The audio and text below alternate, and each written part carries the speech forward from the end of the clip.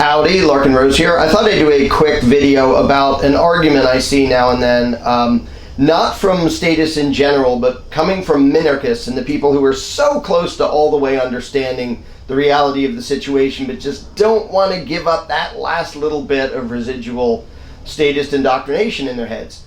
And so I see this now and then on a fairly regular basis. I found a thing, it's titled "The God Called Government," and I'm going to read from this because I think it succinctly sums up the bogus argument. It's making the bogus argument, and then I'll respond to it here. But I've seen a bunch of variations on this. So this is, I'm going to skip a whole bunch of this because a lot of what this person wrote I actually agree with. They talk about, you can't delegate rights you don't have, aggression isn't okay, and forced extortion isn't okay, even if you call it taxation. So again, most of the way there, but then just couldn't take that last little step. So here we go. I'm going to start reading under the heading of legitimate government. So it says, "So if government is such a tool for oppression, and if laws should be broken if they are immoral, why have a government at all? First, there must be a clarification of what legitimate government is. What makes the United States federal government any more legitimate than a street gang who claims an area as its turf? This is not quite as easy to answer as most people would think." And then it goes through a few things that, again, I agree with, like the fact that something is legal doesn't make it moral. The fact that something is voted for, even if it's approved by the majority, that doesn't magically make it moral either. And it points out how a bunch of the worst tyrannies in history were legal and they were voted into existence and all that. So I totally agree with bashing those excuses for legitimate government. So, okay, so far we're on the same page. Then it says, "It's a bit disturbing that it's hard to define the difference between your government and a street gang. At least the street gang is honest about its threats, but the politicians are always smiling and shaking hands with their victims while pretending to be so caring and compassionate." So far, so good. Then it says, "So shall we do away with government and just have one big free-for-all? No. If the strong can use force to get what they want from the weak, as happens without laws or police, the concept of God-given human rights will be a memory.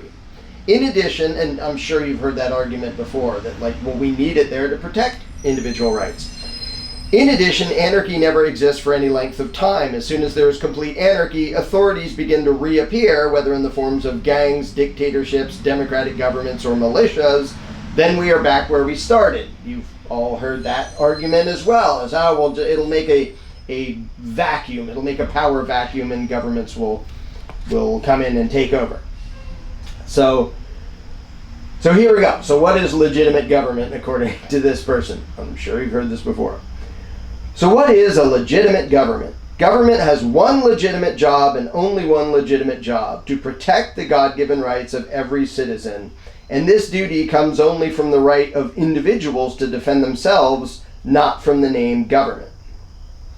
So once again, you have somebody who they all the way understand that individual rights is the thing that matters, the thing that needs to be protected, but they think there can be such a thing as government that only protects individual rights. Like, this person doesn't comprehend the fact that if you had an organization or a group of people that only protected individual rights, it wouldn't be government.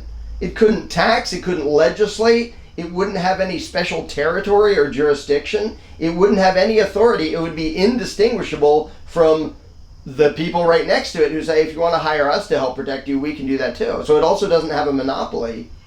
But there's this clinging to the propaganda and what we've always learned and what we've always heard everywhere and what we've always believed about government. So even people who all the way understand enough that they should obviously have come to the conclusion that government is inherently aggressive and therefore inherently illegitimate, and that government and a thing that just protects individual rights are totally mutually exclusive. There can't be a thing that's both.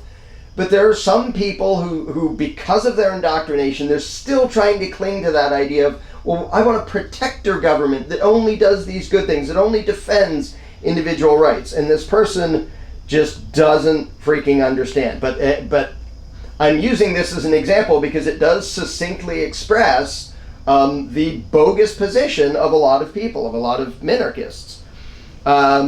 So it goes on, with government, as with individuals, the only good use of force is in defense of someone's freedom. True, except if that's the only thing it does, it isn't government, it isn't authority. It goes on, imagine a large group of people with no government. When someone in the group attempts to violate another's God-given rights by injuring, killing, or stealing from another, the intended victim has a right to defend himself. Okay, that's totally true. Because the victim is often unable to defend himself adequately, the group appoints some individuals to deal with those who try to violate the rights of others. They also create written laws based on the idea of God-given rights, which can be simplified as no one shall willingly deprive another of life, liberty, or property. See, this person still has a remnant of the authoritarian fetish in their brain, and they think, well, we need a law that says that. Like, we need some holy written down thing, as if that makes it legitimate. Like, defending yourself doesn't require somebody to write something down and do some dumb ritual and say, no, it is the law of the land. It's just a description of reality. I mean, that's just as dumb as saying, well, 2 plus 2 won't really equal 4 until we have a math authority that writes down, we hereby declare that 2 plus 2 equals 4. Like this, and I can sympathize. I can sympathize that they're trying to reconcile the statist indoctrination with understanding individual rights, and they don't get that they can't be reconciled. There can't be a government that's only a protector, and the notion of law and having a final decider, and we're going to have this all-powerful thing that does the right thing, that does the good thing, that protects us. And one of the most pathetic things about this this mentality is it's still trying to imagine a superhuman entity that will make sure everything's okay, despite the fact that I'm sure this person would admit that never, anywhere in the history of the world has government only done this. But there are still some people who argue we need to have government because we need it to do this thing, just protecting individual rights and nothing else. Even though not only is it never done that anywhere in the world at any time in history, it has always been an aggressor, it has always been a violator of individual rights, but every single time it has ever been tried, it has been the opposite. It has been an aggressor, like I said. It has been the violator of individual rights. So they're basically saying, we need to hang on to this thing that has not only never done the thing that we say we need it for, but has always done the exact opposite and made it worse. So it's frustrating to see people so close, but who are still so clueless and couldn't let go. So he goes on, the reason for putting the law into writing is to have everyone know what acts are considered a violation of another's rights and what the consequences will be for committing that act. Okay, but why do you need to call that law? Like, I could write down, if you try to break into my house, I'll shoot you.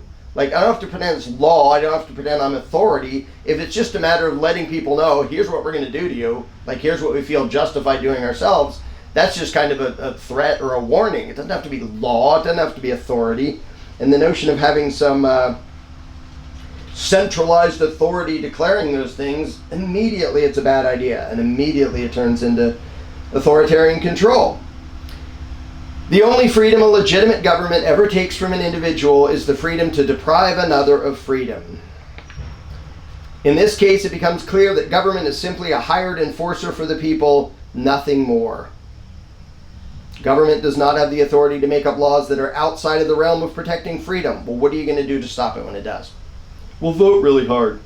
It is not allowed to be exempt from law. When it uses force, it is the force of self-defense that rightfully belongs to the people, which they in turn extend to the hired government. I see this argument so often, and it's so misguided, and I can sympathize with it, but it's so misguided to think we need that authoritarian thing doing something that's completely not authoritarian, and that it has never done in the history of the world. But it really is just a problem of not being able to let go of a comfortable belief system that you've had in your head all your life, and it's hard to let go and realize that whole thing start to finish is bogus. So like this person is still trying to like hang on to, well, okay, we still need government, but it needs to be very different. It needs to be this thing that has never been before. Individuals have a right to defend themselves and their property by force. Individuals do not have a right to use force to violate someone else's property. The very same thing is true of government. God does not give government any special rights. That is legitimate government. Anything else is not. So I understand, I sympathize with the argument, and it's totally bogus, and people need to question things enough to realize, just let go. Just let go of the word government. Let go of the concept. Because I know that this person is like drastically hanging on to, but we need a government. I can't imagine like nothing, like people just being people and figuring it out without some central lawmaker saying, don't worry, this is the right rules that we will enforce. And by the way, if you think I'm being demeaning and like presumptive about what this person thinks and why they think that, and insulting to this person, it was me. I wrote this a quarter of a century ago. Note the name. This was in 1994, when I was still a little bit of a statist, and I understood enough of the principles that I should have known better, but my brain was still doing the tap dance, still trying to imagine that there could be such a thing as government that was only a protector, because I didn't want to let go of that security blanket of a big centralized power that will make sure the right thing happens, because I didn't realize government is completely incompatible with that.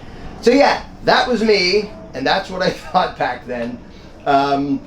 So I thought that was worth, and I found this recently. I wrote it 25 freaking years ago. And I thought it was funny. Oh, incidentally, I have a new daily podcast called Unbound Podcast, and I've been reading chunks of this to study my own psychology and study back when I was a statist. And it's sort of funny, but it's sort of frustrating to see all the things I got right, but the things I just wasn't able to let go of yet. But I thought it would be funny to point out that, because I bet anything there's a bunch of minarchists out there going, yeah, this is right on, he's right on. No, he wasn't. He didn't know what the hell he was talking about. And I know because I was freaking him. It's me. And it's sort of embarrassing that it took me so long to realize and admit, no, it's incompatible with government. Government is inherently bogus. And but anyway, if you want to get my daily podcast, it's like a whole 17 cents a day. It's on Connect Pal. I'll put the link here, and I'll put the link in the description below. Because I read a bunch out of this to study the things I still didn't get, because it's a little bit embarrassing, but I think it's useful to look back at yourself and other people, who used to be statists and then figured out, because the more we understand the things that were in the way of us fully realizing reality, like there were still things in the way of me grasping actual freedom, the better we can be at communicating those ideas to other people. So yeah, I'm sort of proud of the things I got right, and it's slightly embarrassing, the stupid things I was still arguing. But at least I'm allowed to be really rude and mean to this author without anybody getting their feelings hurt, because this guy doesn't exist anymore because he sort of got a clue and is now a voluntarist.